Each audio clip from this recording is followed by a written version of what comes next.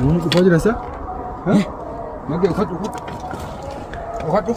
من فهمي أخذ عبد الله دبي دير كمان تأخذ أخذ لا قبل أخذ كوامير اسمع جلتي اسمه خلاص أيوه أخذ السلام عليكم ورحمة الله وبركاته أكمل نجا جبتو كوجمتو تفي وردتو كني سنين جتة إيجا أكو ما فيديو كان رت أجرتان أما اللي جارو مجرا دعاء نوجدا سنين جنة مجد سلامة كافتنا السلام عليكم ورحمة الله وبركاته أكم جرتو نجا كيسني نجا كني بكير تمرت سنارك أبو سنين جد نجا نكو ما نوردفا ترتان وان نوردفا ترتاني سندوم تكيسنو غلطو ما سنين جنة غلطك أبدو haala rakkoo keenyaa fi mudannoo keenya hundumaa hubattanii jechuudha. Haala kanaan jajjabeessaa kan turtan hundumti keessanuu galatoomaa isiniin jenna. Yeroo ammaa kanatti immoo baay'ee dubbachuun illee nutti ulfaataa jira. Waan isin ajaa'ibu galgalaa qorri bu'uu jalqaba. Amma yeroo kanatti walitti na bubbutaa jira jechuudha akka mataa kiyyaatti. Egaan Yusufiin eda akkuma wal arginee adda baanee nuti qorratu nu miidhee ture. Jidaara wayii jala turre. Jidaara arabaa wayii jala turre.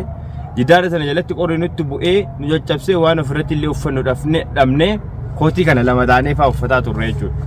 Kanaan Yusuf dhufee achitti nu argee osoo nuti jechuudha qorra sana ofii keenyaa dhiisnee isaayyuu yaaddofnu nu harkaa ba'ee deeme.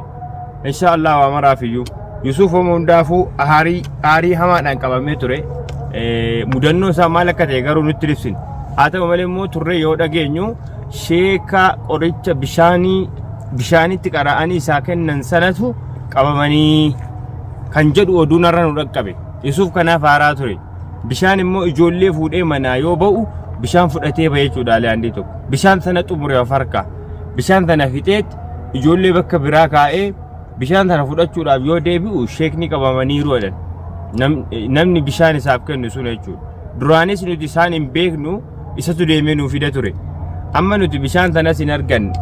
Akkasumatti jechuudha Yusufiin argina jennee duraan ijoollee wajjin isa argina jennee manaa baane garannitti gore wallaallee jechuudha. Eessa akka deema osoo nutti hin himin waan deemeef. San booda immoo inshaallah eda ammoo erga nutti dhufee nu biran turre daqiiqaa muraasa nu bira ture osoo dhuma nuti akka rafuu wayii taane nuti dadhabnee jirra qorratu nutti bu'ee jira jechuudha. Ji'a kana keessa amma taljiitu bu'aa ji'a kana keessa qorra bu'aa jechuudha. Baay'ee nama miidha qorra. Kanaaf jennaan inni dhufee achitti nu argee xiqqoo nu bira taa'ee nu harkaa deeme gara kanatti deemaa isaa waan quba qabnu tokko hin qabnu garuu xiqqoo ishiisan nu biraa ol ka'u na yaadadhan ture. Kanaan amma isa barbaacha gaara keessatti deebinee jirra. Rabbiin nuuf kadhadhaa akka rabbiin nu milkeessu akka rabbis immoo hamaa nurraa qabuun isiniin jedhaa nu hordofaa. Egaa akkuma maggeen jedhu jechuudha eda osoo nuti ciifnu Yusuf dhufee ture. Ani immoo nuuyyuu dhageenyi sirriitti qabbana nu jira kootii kana tokkicha uffannee ciisutti jirra. Yusuf dhufee naan jedhe waan ol jedhu abjuu natti fakkaateyyuu hangamitti akka nu biraa kutetti maal ta'e Yusuf akkami maal ta'e jennaani bara sheeka qabamee sheeka faawwan faati qabdee qorsillee jalaa dhumatee bishaan inni sheetichitti qara'eetiin deeme inni fudhatee deemu. Akkuma agartan jechuudha dhufnee jirra. Bootallee ni yaadadha jechuudha boota faayoodhaa fi Abdallah bakka takka ni yaadadha. Sheekaa fi Liina achitti awwaaluu danda'anii mishigii isaanii takka ni beeka jechuudha. Kunoo dhufnee jirra kalooyne jechuudha naannoo isaanitti. Egaan akkasii xiqqoo ishee qilleensatu qabbanaa'ee jira baay'ee tokko. Akkasumas immoo inshaallah eda qorra keessa waan bullee fi har'a osoonuma aduun ifuu jechuudha adeemuu dadhabne maaliif eda qorri nuti seenee baay'ee nu miidheera. Kanaan egaa haala kanaan adeemaa jirra. Inshaallah ammas immoo kunoo akkuma agartan amma aduun nutti dhiiteetti magribni ga'eera. Bakki deemnu hin jiru. Jidaaruma kana jala yookaan dhakaa kana jala jechuudha. Akkuma idaatti koositii tokkittii kana uffannee waliin buluudha jechuudha. Malee wanti tokkittii wanti ofirra buusnu hin jiru. Waan nyaannullee waan dhugnullee hin qabnu rabbiin nu kadhadhaa. Yoo rabbi jedhe immoo yeroo dhiyoo keessatti akka rabbiin maatii keenya hundumaa nuuf argamsiisee qalbii keenya nu gammachiisu rabbiin nu kadhadhaa. Isinillee akka waliin gammannu rabbiin nu kadhadhaa. Du'aa'ii keessan hin dagatinaa isiniin jenna. Nuti amma kunoo kiyyoo keenyatti deebineerra gaara keessatti as keessatti akkuma duraan argaa turtan abbaan argee dhagaa fuudhee nutti hajja'aa ture. Inni kaan boolla keessatti nu hidhaa ture. Gidiraa hamaa dabarsaa turre as keessatti.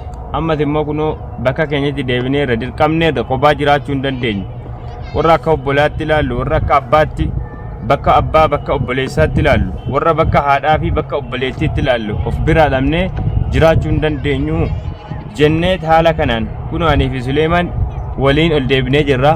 Duraan akkuma beektan kophaa koon bulaa ture kophaa koon diimaa ture gaara kana keessa kophaa koon dhakaa jala bulaa ture har'a ammoo galata rabbi Suleemanii kan kaleessa jechuudha nutti deebifamee siriidhaan nu miidhaa turellee rabbiin nu qajeelche amma kunoo Suleemanii wajjin harka wal qabannee haga dandeenyu yoo rabbi nu gargaare akkuma argaa jirtan gaara duraa sanatti deebinee jirra gaara jiraachuudha inshaallah gola jarri kaleessa nama itti hawwaalaa turan anallee mataa koo bakka jarritti na hawwaalaa turan hundumaa nan beeka waan ta'eef gola sana tokkoon jechuudha boolla sana gadi fageenyaan waan kaleessa beeknu kan hin beekne illee jechuudha itti barbaada bakka namni dhokfamuu danda'u hundumaa gadi yaasnee ilaaluudhaaf jenna yoo rabbi nu gargaare nu faana ta'aa isiniin jenna kunoo amma nuti gaara keenya keessatti deebineerra bu'aa bu'ii keenya keessatti deebineerra ol utaalaa gadi utaalaa darbatannee kufnee ka'aa yoo rabbi kanarraa nu oolchee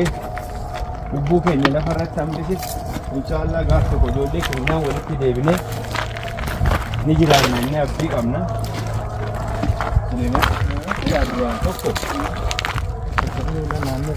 Egaa mugonni kun kan isaanitti naannoo kana daggalan margeyyuu bakki too duraa Yuusufaatti awwaalanii deennee jirra du'aayi nu godha akka argannu inshaallah Liinaas ta'ee Yuusufis ta'ee akka argannu du'aayi nu godha ni yaada talaa kun bakka ani itti awwaalamee ture goota kan ni beeku bakka Abdallaan itti na awwaalee ture laa boolli kun achi dhalaa kun boolli kuni bakka Abdallaan itti na awwaalee ture jechuudha. Gonni kun isaani kunis kun asitti waan inni yeroo sana caccabsaa ture argite kun akkas fakkaata. Gonni tokko kana fakkaata homaa keessa hin jiran duwwaadha jijjiiratu danda'anii waan ta'eef ammallee gonni waan xiqqaa miti waan dhumatu miti waa hedduu boolla hedduu jira ni laalla kana keessa wajjumaanuu waan laallu ta'a jechuudha. Egaa amma haga aduun nutti dhiitutti akka nutti dukkanoomnaan gadi teenyutti egaa gaara kana geenya hin teenyu waan namaaf ta'an bira hin ta'anii jedha Oromoon yoo mammaaku kanaafuu taa'uu hin dandeenyu mee gola fi saaqnee waan jiru as keessa laalla inshaallah nu hordofa bakka dhakaan ol ta'ee jiru jala isaa akkuma biran darbin Abdallaan sun bakka akkasii kan nama konooftutti yoo rabbi nu gargaare inshaallah barbaacha jaraa ni eegalla. Egaa kun saatii dheeraa deemnee dhufnee gaara kana geenyeerra yeroo nu as geenyetti immoo qabbannis bu'eera akkasuma saatii magriibaas ga'eera wallahi baay'ee qorraa jira jechuudha. Kanaan egaa yoo rabbi nu gargaare jedhee gaara kana keessatti gaammaa arraa fi boru keessa boolla sheekicha itti awwaalan yookaan linaa itti awwaalan yookaan immoo Yuusufin itti awwaalan keessaa tokko argachuu hin dandeenya jechuudha. Boolla kana hundumaa keessaa nama tokko dhabuu hin qabnu yoo rabbi jedhe inshaallah garuu moo osoo sheekichi dafee ba'ee silaa bishaaniin nu gargaara jechuudha baay'ee bishaaniin nu gargaara silaa bishaan kana jechuudha osoo inni nu kenne nuti iyyuu amma anii fi Suleeman iyyuu qorri kun illee baay'ee nu dararru jechuudha baay'ee miidhamnu silaa maaliif namni rabbiin humna ta'eef waan dadhabeen qabu waan ta'eef kanaaf amma barbaacha boolla Yuusufitti awwaalamaa ture boolla aan duraan keessa ture tokko laallee kaane jechuudha ammas hin arganne asiinis immoo boolla hedduu jira bakka ani itti awwaalamaa ture bakka itti dhokfamaa ture asiin immoo Yuusuf bakka inni itti awwaalame tokko naannoodhuma kana jira tokko immoo gara duubaa sana jira jechuudha amma inshaallah yoo rabbi nu gargaare amma asii laalleerra asii bakka Yuusuf duraanii sana laallee walitti deebinaa jechuudha yaada keetti fuufi. Egaa akkuma geen jedhe jechuudha goda isaanitti awwaalan Liinaas ta'ee Abdallaas ta'ee Yuusufis ta'ee Sheekas ta'ee dirqama nam tokko keessaa ni arganne jennee yaannaa du'aayi nu godhaa isiniin jenna. Egaa akkasuma Yuusuf mootiyyuu yoo jarri hin qabin jechuudha inni illee mootiyyuu Liinaa barbaachaaf naannuma kana jira goduma kanneen keessa jira jechuudha. Yoo qabame silaa qabame iyyuu godatti yoo awwaaluu danda'anii yoo qabamin mootiyyuu inni illee akkuma nuyi kana goda kanneen keessa deemee barbaacha jira waan ta'eef inshaallah akka isaan wal agarru du'aayi nu godhaa akka hin qabamne abdii qabaa Yusuf akka hin qabamne inshaallah du'aa nu godha isinin jenna amma galgalaa'ee jiraallee qabbanillee nutti jira akka waa hundaa nu dandeessisu qabbanas adus akka nu dandeessisu du'aa nu godha isinin jenna nu faana tura. Eeyyeen egaa inshaallah akkuma argaa jirtan kunoo haala kana keessa jira karaa dheeraa deemaa oollee nyaataaf dhugaatii jechuun hin jiru kun egaa nu bira hin jiru akkuma jirutti jirra keessi keenya duwwaadha inshaallah amma sa'aatii dheeraaf deemuu hin dandeenyu yoo rabbi nu gargaaree jedhe waa daqiiquma muraasa wayii yoo rabbi nu gammachiise amma osoo jarree ijaan boolla keessatti nama tokko arganne baasuutti humna qabna natti fakkaatu baay'ee tokko laaffannee jirra dhugaadha amma yoonaatti waan nyaatan tokko galaallee fudhannee hin baane waan tokkitti an duraan gaafa jechuudha gaara kana keessa dhufee seenu Yusuf ilfaa barbaacha jalqaba galaa jechuudha kisa tokko fudhadhee waan nyaatamee jechuudha bishaan nama obaasu waan bishaan itti dhugaa deemu fudhadheen deemaa ture garuu har'a ammoo harka duwwaa baane jechuudha akka tasaa ta'ee jarjarree harka duwwaa baane sababa maaliitiif sababa Yusuf ijoollee fuudhee ba'eef ijoollee sanaaf jecha jechuudha ijoollee daa'imaa sanaaf jecha jechuudha kanaan egaa amma kunoo akkasitti as keessa jirra inshaallah yoo rabbi nu gargaare kuno gaara akkanaa yaabbatanii gadi bu'uudha adeemsi tabba kana keessa meeta kalaalleetuma boollee Yusuf itti awwaalamaa ture tokko immoo kana ilaa kuno kan gaafa ani Yusuf keessatti as keessatti qabbanaa'ee jennaan itti garaa'ee keessaa baasee kuno tokko kana jechuudha gaafa Yusufiin as keessatti jechuudha kana hundatti guuraniitti cufanii dhakaa meeqa irraa guuree osoo dhakaa irraa guuruu miila isaa irra bu'ee jechuudha miila isaa jilba isaa kutee Yusuf achi erga dammaqee bineensatu na ciniine moo maal takkana na godhe jennaan bineensa hidhee anuu rifadhee osoo bineensa ta'e garuu summii qaba waan ta'eef baay'ee tokko jechuudha ni taatila miilli isaa dhakaatuun harkaa bu'ee jedheen alaa kunoo dhakattiin iyyuu kunoo dhakaan gaafa sana alaa kunoo dhakattii kana miila isaa irraan harkaa bu'ee miila isaa kutee jechuudha asitti kun Yusuf asitti dhiigee ba'ee jechuudha. Egaa akkuma agartanii anammallee wallaahi hordoftoota keenya baay'ee tokkoon ofittiin qaaneffatu jira maaliif qaaneffattaa naan jettanii viidiyoo duraanii argee yoo amma goda kan argu dhufaa jira isa magee uffadhu